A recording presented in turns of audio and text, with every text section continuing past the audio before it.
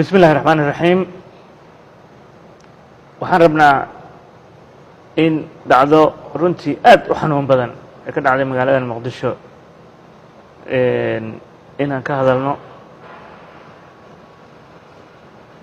xalay saqdi dhexe waqtigii 4 aroornimo ayaa waxa dhacday muwaadin Soomaaliyeed oo gabar ah Qadre Maxamuud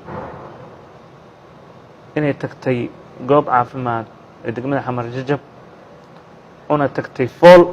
haysay darteed inay ku dhasho goobtaas caafimaad goobtii caafimaad oo saacadaas saqda dhexe 4tii aroornimo ay tagtayna waxaa nasiib darro noqotay in loo diiday inay halkaas ku dhasho isla markaana gabadhii Soomaaliyeed Qadre Maxamuud ee goobtii caafimaad dibadda uga soo baxday banaankii ay noqotay inay ku dhasho waxaa kaloo aad iyadana ugu faraxsannahay in Qadre Maxamuud iyo cunugaba ay caafimaad qabaan hadda idinla hadlayno gudoomiye ku-xigeenka maamulka arrimaha bulshada ee gobolka gudoomiye Basmana ee booqatay si ay ugu koorgasho xaaladda gabadhaas ay ku sugan tahay Qadre Maxamuud iyo cunugii dhashayna labadaba aad bay u fiican yihiin shacabka waxaan ugu bishaareynaa arrintaas iyada haddana isbitaal ay ku jirtayna ay ka soo bixi doonto hase yeeshee waxaan rabnaa halkan inaan la aqbali karin goob caafimaad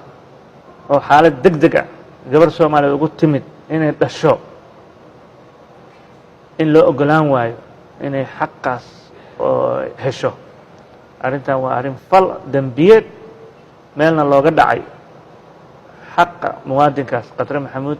iyo dhammaan xuquuqda gabdhaha Soomaaliyeed ee foolanaya ma aha isbitaalkaas ama goobtaas caafimaad ay tagtay inuu u diido inay gabadhaas dhasho haddii ay wax kala dhici lahayn maanta mas'uuliyaddaasna iga qaadaya annaga ka maamul ahaan waxaan cambaareynayna falkaas isaga goobtaas caafimaadka ee ku kacday maamulka goobtaasna waxaan u gudbin doonaa hay'adaha dambi baarista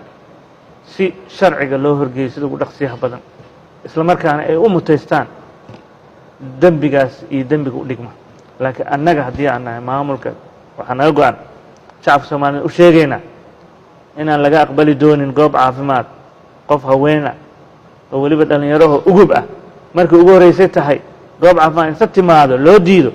taas wax la aqbali kara maaha wax la yeeli kara maaha